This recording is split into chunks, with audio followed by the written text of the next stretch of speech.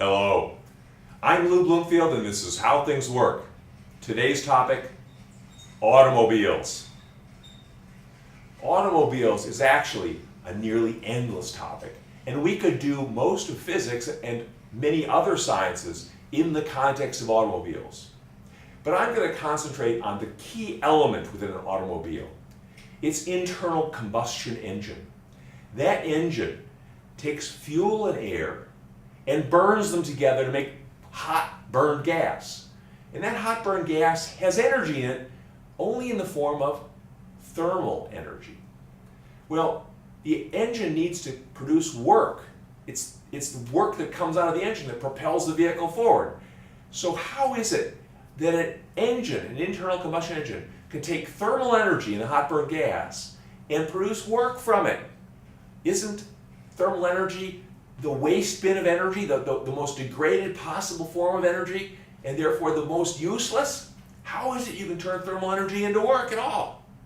Well, by itself you can't. You can't turn all of thermal energy into work. But in this system, in the car engine, there are two regions, one hot and one cold. The hot region is the hot burned gas, and the cold region, the great outdoors. And so it's not just the thermal energy that the engine is working with. It's working with two regions that are at different temperatures. And when that happens, when you've got two regions that are at different temperatures, they aren't as disordered as possible. The most disordered arrangement is the two regions at the same temperature. And so there's some order left. And under the cover of that remaining order, you can turn some of the thermal energy into work. To put this into sort of flesh out the details, I'll do this sort of in an abstract form. Suppose we have two regions represented by these two cans, the hot region in red, the cold region in purple, and they have only thermal energy to work with. And that sure seems like bad news, like you're never going to get any work out of this system. It's all thermal energy.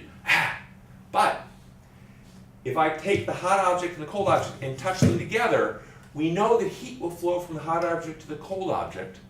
And what propels that, it's not the laws of motion, it's statistics.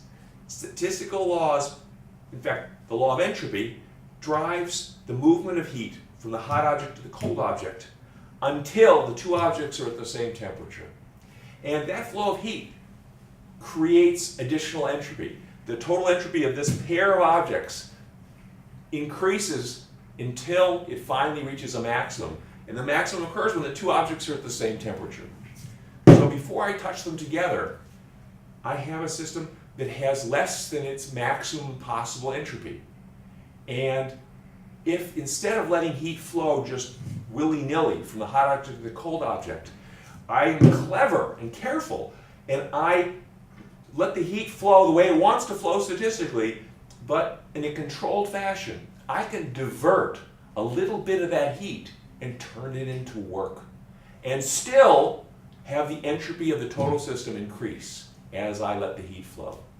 So the big picture is, when you have two systems, two regions, one hot, one cold, you can let heat flow from the hot region to the cold object while diverting some of that heat and turning it into work, useful work, and still not violate the law of entropy. The law of entropy allows this to happen because overall the total entropy is increasing.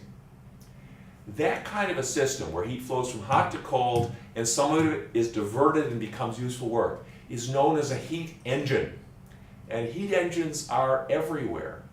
They power the winds, for example, or even just the convection cell within your house when you've got a wood stove burning. What drives the wind? The moving air.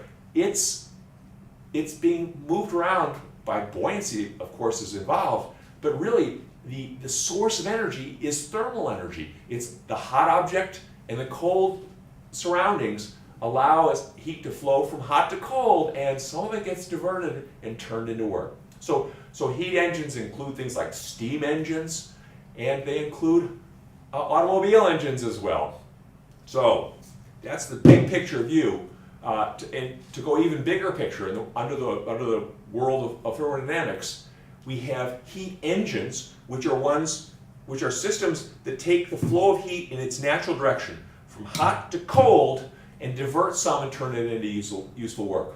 And they have to live within the confines of the law of entropy, and that limits the fraction of the heat that can flow from the hot object to the cold object and be diverted. That during this flow can be diverted and turned into work. The bigger the temperature difference between the hot object and the cold object, the larger the fraction of the flowing heat that can be converted to work. So if you want a good heat engine, you want a very hot region and a very cold region. Now you can divert a lot of that heat and turn it into work. The other direction of this whole system, this whole arrangement, is the heat pump. And the heat pump is essentially the reverse of a heat engine. A heat pump, such as an air conditioner, moves heat the wrong way, from cold to hot. And in doing this, it needs an addition of work. You have to do work in. The heat engine produces work. The heat pump consumes work. And it consumes work in moving the heat from the cold object to the hot object. And the bigger the temperature difference across which you're pumping the heat, the colder the cold object, the hotter the hot object, the more work you have to put in to move each joule of thermal energy. So heat engines, heat pumps, opposite sides of the coin, all living under the law of entropy within the world of thermodynamics. All right, so that's how an internal combustion engine is able to use hot burn gas to produce work. It's actually not just the hot burn gas that's present for the automobile engine. It's also the great outdoors. So you've got the hot object, the burn gas, the cold object, the great outdoors, and as heat flows from the hot object to the cold object, you can sidetrack some of it and turn it into work, and that's what the internal combustion engine does. So how does it do it? The internal combustion engine takes fuel and air, mixes them together in a confined space, internal to the engine. So that's the word internal combustion engine. It's going to burn stuff inside the engine. What's the alternative? External combustion engine, like a steam engine, where you burn the fuel outside the whole structure, and then you make hot steam and you can do work with that by letting heat flow from the hot steam to the cold outdoors or to a lake or something, something cold. So the engine takes hot burn gas, fuel and air, burns it within a confined environment, and that hot burn gas experiences a huge rise in temperature and in pressure, therefore. So now it's gone from being essentially, I won't say atmospheric pressure, but low pressure to high pressure, and it can do work pushing a piston out of a cylinder. So it's only the internal combustion engine burns fuel and air in a confined space and lets that space expand, and it does work against the components of that confined space, which ultimately propel the car forward. Well, let me walk us through the four steps, what are called the four strokes of an engine, a conventional internal combustion engine. There are four strokes. They're strokes of what? They're strokes of a piston going in and out of a closed cylinder end. So it's as though you're taking a can going into a second can. Do I have a second can here? No, of course not. So it goes into and out of a closed end cup. You see, so it's basically a cup and plunger, and the plunger is called a piston. The cup is called a cylinder, and the piston goes into the cylinder, out of the cylinder, in, out, and it goes through four strokes. It's an out, in, that sequence, during which process it extracts work from hot burn gas as heat flows from hot to cold. All right, the four strokes are the induction stroke, and the induction stroke starts with the piston in the cylinder, deeply in the cylinder, and the stroke pulls the piston out of the cylinder. And during that time, actually the engine has to do work on the piston to pull it out of the cylinder. So this is a net loser for the engine, something to keep in mind. And the cylinder opens a valve that allows fuel and air to enter this space, this empty space that is created by pulling the piston out of the cylinder. So the induction stroke introduces unburned fuel and air into the volume between the piston and cylinder. And technically this is done these days with a device that allows air to flow in and possibly under pressure. If there's a turbocharger around, the air is entering already compacted to higher density. But in any case, the air goes into this confined space as the piston pulls out of the cylinder. And fuel is simultaneously injected at very high pressure through essentially a pinhole valve. It's sprayed into that air and it atomizes and evaporates. And so you get fuel and air mixed together during that induction stroke and inside this confined space. That's the end of the induction stroke, at which point actually all the valving at the end of the cylinder closes, and now you've trapped that fuel and air between the piston and the cylinder. At this point starts the compression stroke, and this stroke pushes the piston, the engine pushes the piston into the cylinder and squeezes that trapped mixture of fuel and air. And as it squeezes that mixture, first off, the density of the mixture goes up, and with it the pressure, but also the temperature of the mixture goes up, because when you do work on a gas, you add energy to that gas, and the only thing that the gas can do with that energy is get hotter. It becomes thermal energy in the gas. So the gas's temperature increases, and as this trapped gas's temperature increases, its pressure increases again. So the pressure is increasing dramatically during this compression stroke, because first off, you're making the gas more dense, and second off, you're making the gas hotter. And those two both increase the pressure. So by the time you get the piston deep into the cylinder and there's almost no space left for that poor compressed fuel and air mixture, the temperature is really high. And that's actually an issue, and I'll come back to it. All right, at the end of the compression stroke, what happens? A spark plug fires. The spark plug sits at the base of the cylinder. Little spark ignites the fuel and air mixture, which, being under enormous pressure and at high temperature already, just burns like crazy. And in a tiny fraction of a second, it's all burned. And with that, the temperature skyrockets. So now you've got dense gas. It started hot. After the burning, it's super hot. And the burning process also fragments the molecules into smaller molecules. You started with gasoline molecules, which are relatively big and complicated, and they contribute to pressure one particle at a time. So you can get a lot of them in there, but they don't. If you fragment the molecules, you'll get a lot more pressure, because now you've distributed. I'm making a hash of this, but chopping up the molecules, the particle density goes up. And remember, particle density is responsible for pressure, not the actual density in terms of mass per volume. So the burning process boosts the thermal energy enormously, boosts the particle density considerably, and the result is the pressure just surges upward in this confined space. And now begins the power stroke. And during this stroke, that hot burn gas under enormous pressure pushes the piston out. And it's exerting an outward force on the piston. As the piston moves outward, it's doing work on the piston. And that work is what propels the car forward, ultimately.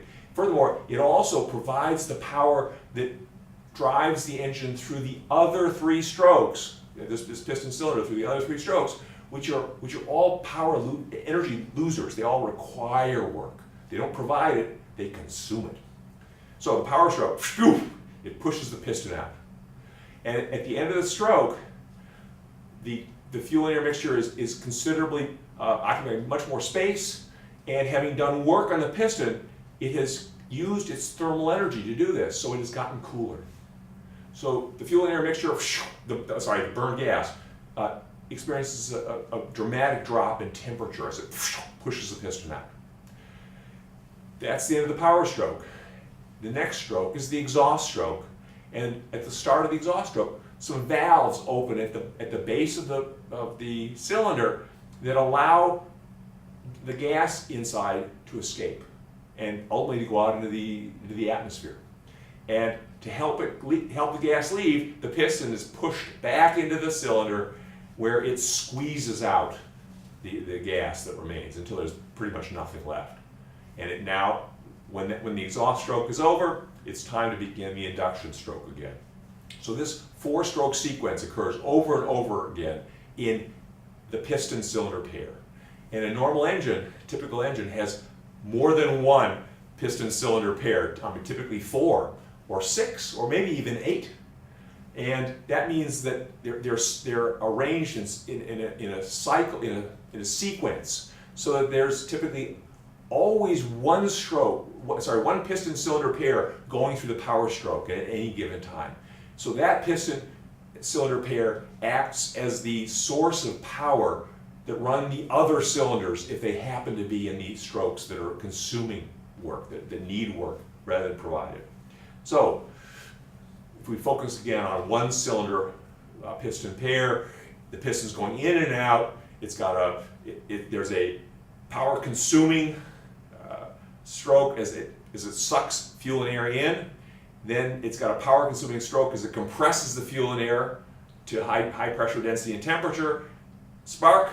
And then it's got a power stroke that provides work as it pushes the piston out of the cylinder. And lastly, there is an exhaust stroke that consumes power as the piston squeezes out the burned gas and throws it out into the Earth's atmosphere. So this sequence goes over and over again. Boy, it actually seems to work pretty well. And why isn't it able to turn all of the thermal energy in the hot burned gas into work? I mean, it sure looks like that might be a possibility if you just tune things up just right. And the answer is no, it can't do it. And it's the law of entropy finally gets it. You can't turn all of thermal energy, all the thermal energy in a hot burned gas into work in some continuous fashion. You inevitably get stymied somewhere. And the impediment that's shown up here is as the hot burned gas pushes the piston out, its temperature drops. But its temperature does not drop all the way to the ambient temperature, to the temperature that everything sort of starts at, the outside temperature. Even though the piston has work done on it as it goes out, the temperature of the gas drops to still very hot. And by the time the piston gets back to its original position, the farthest out it can get from the cylinder, the pressure inside that cylinder is still well above atmospheric pressure. The gas is still hot, it's still above atmospheric pressure, and when they open the valve for the exhaust stroke, the gas jumps out. It's got high pressure, it's exposed suddenly to low pressure of the atmosphere, and it leaps out with a pop. And this is the pop, pop, pop, pop, pop sound that you hear in engines that are not carefully muffled so that to hide the pop, pop, pop sound.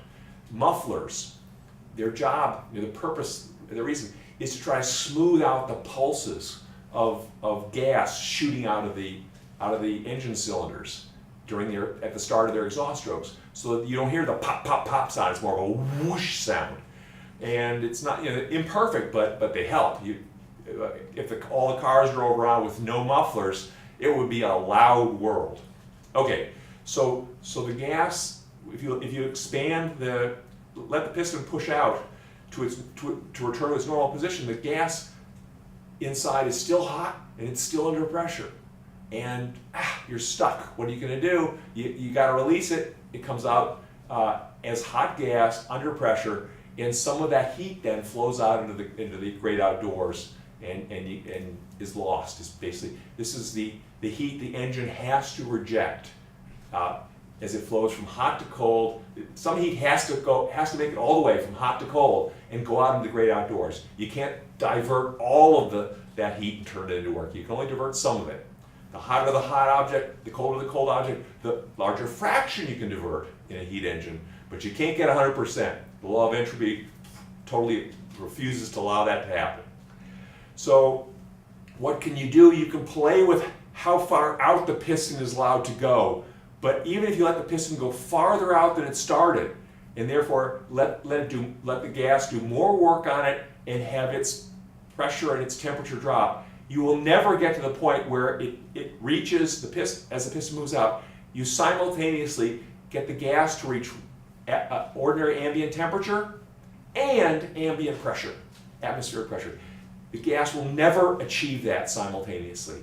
And so you're always stuck having to release that gas either hotter than atmospheric, in which case you're dumping heat out into the world, or you're going to have to take the pressure down below atmospheric, which means you're going to have to do work to suck the piston out. It's, instead of being a source of work, that power stroke is eventually going to evolve into a consumer of work as the piston keeps going. And you can't win. The law of entropy is defeating you. No matter what you do, you're going to have to ultimately throw some heat into the world. And again, the hotter the hot burn gas, the colder the outdoors, the better, the more efficient your engine will become. That is, the smaller fraction of the heat flowing from hot to cold you have to dump into the outdoors. But you'll never get that fraction down to zero. All right, so that's the basic concept between an internal combustion engine, within an internal combustion engine. Let me also mention an alternative to the internal combustion engine, and we're still not dealing with electric stuff, but the diesel engine. And the diesel engine is very similar to an internal combustion engine, but for one detail, and that is that it has no spark plug. And the fact that it has no spark plug should already be kind of puzzling, because in this cycle that I just described for the internal combustion engine, there was an important need for the spark plug. You have to light the fuel and air mixture. So if a diesel engine doesn't have a spark plug, what lights the fuel and air mixture? Well, let's go back to the compression stroke. And I told you about the compression stroke in the internal combustion engine. Internal combustion engine is a reference to a gasoline-powered engine. A diesel engine is one that doesn't use gasoline, it uses a different fuel related to gasoline. But anyway, we're going to go back to the internal combustion engine. During that compression stroke, if you recall, the engine does work on a mixture of fuel and air and compresses it to high density pressure and temperature.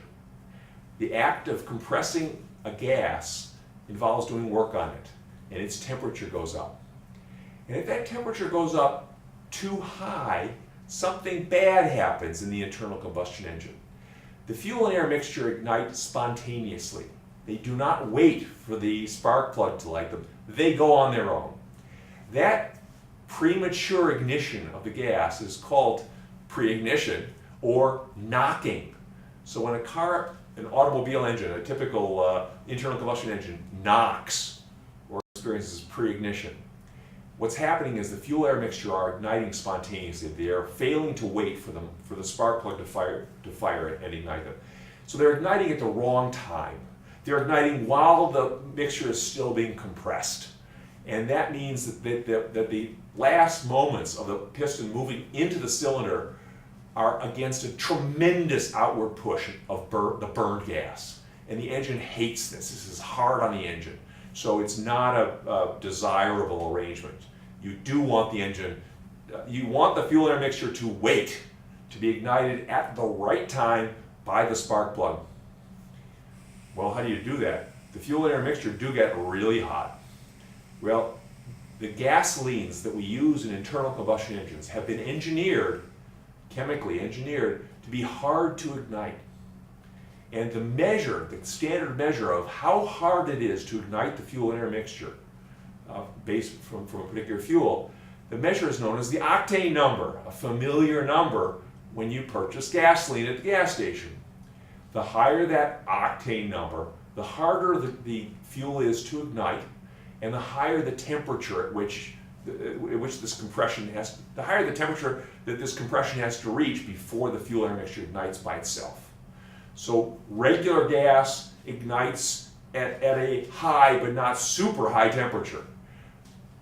Premium gas takes a yet higher temperature before it ignites spontaneously. So it holds off a little bit better than regular gas. And that is the only important difference between regular gas and premium gas and the grades in between.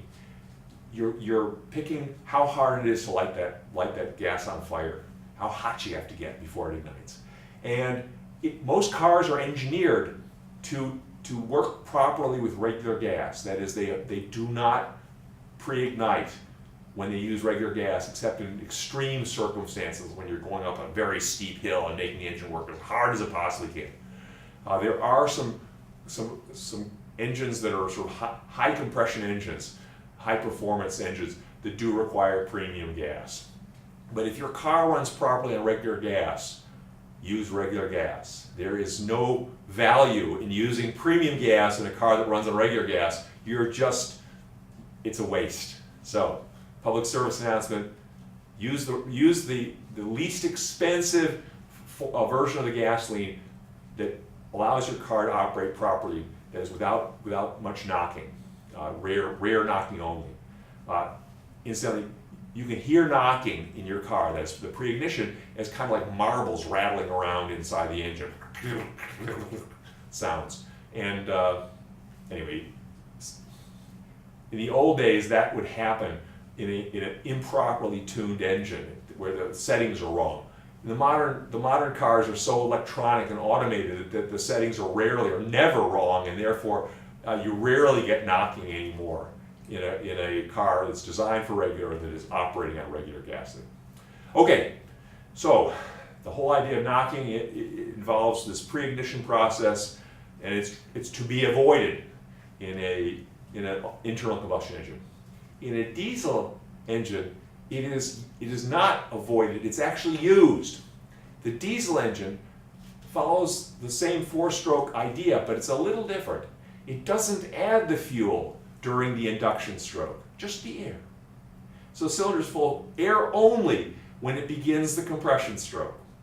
So the compression stroke squeezes the pure air to high pressure, density, and temperature, and it goes for broke, man. It goes for as high a temperature as is reasonable during that compression stroke, because air by itself doesn't burn. It can compress the bejeebers out of that air and get the temperature way up. And there's no cost, no bad news, no pre-ignition, because there's nothing to light. And when it gets right to the point where it's time to have something burn before the power stroke, it adds the fuel. So it holds off on the fuel and it shoots the fuel in right at the moment when the compression has reached its peak and we're ready for the power stroke. And the fuel goes into superheated air and just bursts into flames. And as long as the fuel is ignitable and can burn, you're good to go, which is why diesel engines can operate on almost anything that burns. Any liquid or gas, you don't really want to throw rocks in there, or logs. But anyway, pretty much anything that will burn, when it's shot into the superheated air, just bursts into flames and burns instantly, or nearly instantly. And now you have the power stroke. The hot burn gas that's produced does work on the piston and so on. So the diesel engine has a couple of advantages or disadvantages. It doesn't need high octane fuel that's hard to ignite. It wants the fuel to burn easily, actually. So it goes for fuels that they're relatively simple and that burst into flames easily. And those, in principle, are easier to produce and should be cheaper, although the pricing of fuels is driven by market, and who knows what propels those values. But so the fuel, you want fuel that burns easily. So it's designed differently from the fuel that's used in an internal combustion engine that is designed to burn with difficulty.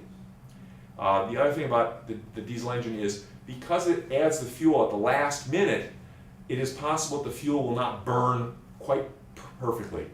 Sometimes you can get the fuel to partially burn and you end up with a cinder at the end, or, well, maybe not a cinder, but a piece of soot. And so diesel engines can produce tiny particles of not quite fully burned material, and that's the familiar black, smoky stuff that comes out of some diesel engines, and obviously not a good thing to have go out in the air. So diesel engines have their advantages and disadvantages. They can burn almost anything, but if they fail to burn it perfectly, they produce soot. On the other hand, though, they burn the fuel starting at very high temperatures because they use enormous compression prior to injecting the fuel. So the burned gas after the fuel has been injected is really hot. And the efficiency of an engine under the cover of the law of entropy gets higher as the hot object gets hotter and the cold object gets colder. Well, if you can burn the fuel and air mixture to a higher temperature, you can divert more of it and turn it into work. So a diesel engine, in principle, because of the laws of thermodynamics, is more energy efficient than an internal combustion engine. You can just burn the stuff to a higher temperature, and that gives you the advantage. So there's the story of an internal combustion engine and a diesel engine. What else is there to say? In modern cars, they have to deal with the substances that come out in the exhaust. Ideally, these internal combustion engines would produce only two types of molecules in their exhaust: water vapor, and carbon dioxide. Carbon dioxide obviously not a totally welcome thing out in the environment because it ultimately leads to global warming and climate change. But carbon dioxide and water are relatively innocuous compared to the other stuff that can come out of these engines. The other stuff includes nitrogen oxides. What are those? Well, the air has nitrogen in it after all, and in the enormous temperatures and pressures and densities of the engine burning process, it is possible to accidentally stick together nitrogen atoms and oxygen atoms and create nitrogen oxides, most of which are noxious things. I mean, they're none of them desirable in the Earth's atmosphere, either for humans or in terms of climate change stuff. So getting rid of the nitrogen oxides is a good idea. That's one thing. The other thing is that not all the material, the fuel that goes in, burns properly, completely to carbon dioxide and water. Some of it comes out still only partially burned, for instance, as carbon monoxide or as fuel molecules themselves. So in order to try to reduce, or ideally eliminate, but certainly reduce the amount of undesirable stuff coming out of the exhaust of an automobile engine, modern cars send that exhaust through catalytic converters. I should say diesel engines produce these soot particles, which are again not desirable, and so they're also modern diesel cars try to get rid of them. So the catalytic converters, what they do is they use the concept of catalysis, which is it's facilitating chemical reactions. A catalyst facilitates chemical reactions without ultimately being consumed by those reactions. So a catalyst can repetitively facilitate some reaction by lowering its activation energy, making it easier for that reaction to occur at a lower temperature with less invested energy. So you facilitate the reaction to occur, and you use a catalyst. The catalyst doesn't get consumed, but it's involved in the reaction, but at the end of the reaction, the catalyst is back the way it was. And so catalytic converters in cars, they operate in a hot environment. They operate in the hot exhaust that's coming out of the engine. Inevitably, some heat is thrown out into the great outdoors. This is required by the laws of thermodynamics. So the exhaust has to be hot, and that heats the catalytic converter. And in that hot environment, in the presence of special materials, typically expensive metals like rhodium and platinum, rare and expensive metals, they act as catalysts that break down the nitrogen oxides back into nitrogen and oxygen. They burn the fuel that was not perfectly burned. There's still oxygen here. They mix the oxygen with the fuel properly, and in the catalytic environment, the last little bits of burning occur. Of course, that energy is not used to power the car, but it's better, it's wasted, but still, you don't send the unburned fuel out into the atmosphere. And what else? The soot particles. The soot particles in modern vehicles are trapped in filters to the extent they can. Only the very tiny ones get through the filters, but the soot particles are trapped and then ultimately burned also in the presence of oxygen. So catalytic converters have changed at least the pollution, the ordinary pollution aspect of cars. They don't produce as many local pollutants. They still produce carbon dioxide, which is a greenhouse gas, but they don't produce as much of just the noxious junk that used to come out of cars.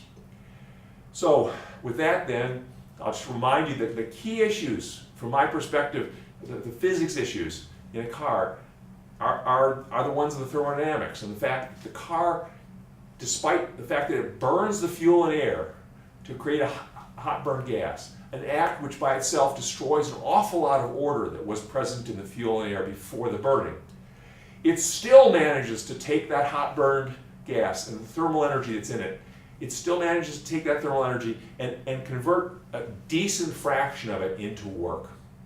Ideally, a car wouldn't burn the fuel at all. It would use a more sophisticated way of bringing together fuel and maybe oxygen in the air and react the two together in a way that didn't immediately create a huge amount of disorder, huge amount of entropy. In other words, don't burn the fuel. Use it as a chemical tool and extract as much of the original chemical potential energy as possible in the form of work. And this is the concept of a fuel cell, which is essentially a battery powered by fuel rather than by the electrochemicals of a typical battery. So you can just keep on bringing in more fuel and more air, running this quasi-battery and getting electricity out of it. And that process in principle never needs to create unneeded disorder, unneeded entropy. And so it would be more efficient. That said, though, it's an elusive goal. People have not yet managed to create fuel cells that work well in an ordinary environment and that are powered by like gasoline and air or diesel fuel and air. There are certain very exotic systems that work pretty well, but in everyday car use, someday in the future perhaps. So that then is the story of automobiles, and with that I will stop.